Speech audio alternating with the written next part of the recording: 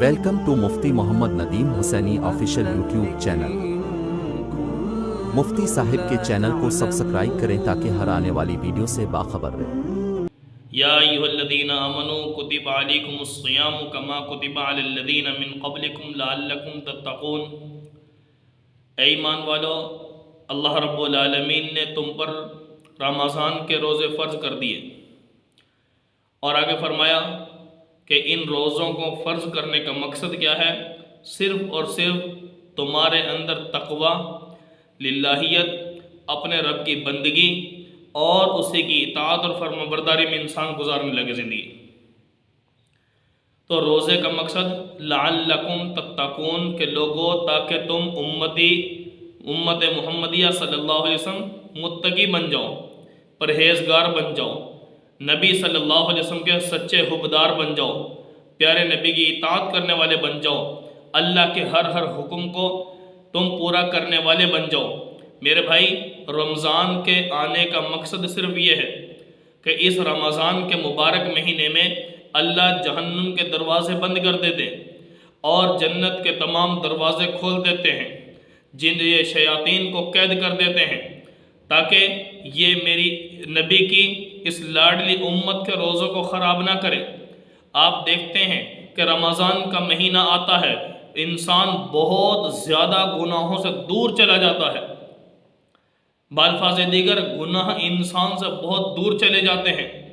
انسان اپنے رب کے قریب ہو جاتا ہے، نیکی کرنے کو دل کرتا ہے، روزہ رکھنے کو دل کرتا ہے، نماز پڑھنے کو دل کرتا ہے، قرآن کو ہاتھ لگانے کو، پڑھنے کو، تلاوت کرنے کو دل کرتا ہے۔ لیکن میرے بھائی یاد رکھنا، اگر یہ مقصد رمضان کا ہم پورا نہ کر سکے تو پھر ہم پر یہ رمضان کا مہینہ آئے گا، اور اگر اس رمضان کے مہینے نے ہم پر اثر نہ کیا،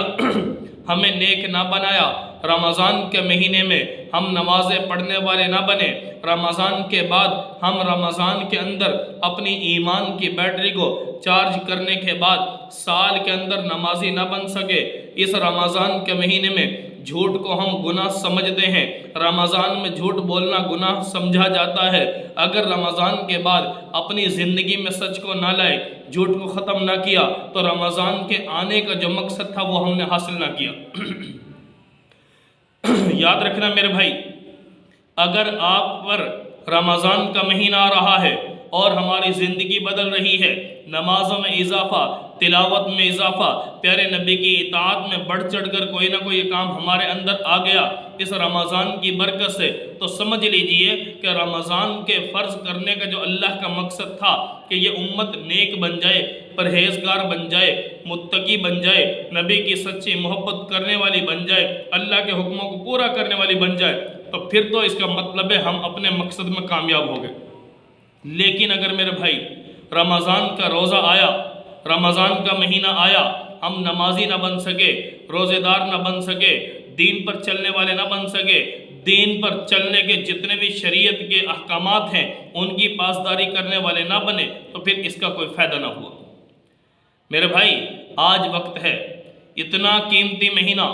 اتنی عظیم گھڑیاں اللہ رب العالمین نے اس امت کو دی ہیں، تو اس رمضان کے لازم ہونے کا مقصد اللہ نے خود بتا دیا، اور آگے ساتھ ہی فرما دیا ایام معدودات، کہ لوگوں یہ گنتی کے دن ہیں، چند گنے چنے دن ہیں، ایک مہینہ ہے۔ اور میرے بھائی آج اگر ہم دیکھتے ہیں، صحیح معنی میں روزہ رکھتے ہیں، تو یقیناً یہ روزہ ہم پر اثر انداز بھی ہوگا، دنیاوی لحاظ سے بھی خیر و برکتوں کا ذریعہ بنے گا، آخرت کے لحاظ سے جنت کا ذریعہ بنے گا، اور اگر سائنسی لحاظ سے دیکھا جائے تو آج سائنس یہ کہنے پر مجبور ہے کہ انسانی طبیعت کے بحال رہنے کے لیے لازم ہے کہ کم از کم اس انسانی معدے کو ایک مہینہ، کم از کم ایک مہینہ صبح سے لے کر شام تک، جو کہ مسلمانوں کی عبادت اللہ نے بنا دیا، غیر مسلم بھی تسلیم کر چکا کہ اس رمضان کے مہینے کے برابر، یعنی ایک مہینے کے برابر انسانی معدے کو خالی رکھنا بہت ضروری ہے۔ لیکن اگر تمہارا وہ معدہ اتنا نہیں خالی رہتا تو سائنسی لحاظ سے بھی آج ہماری سائنس بھی سمجھا رہی ہے کہ انسانی صحت پر اثر پڑتا ہے۔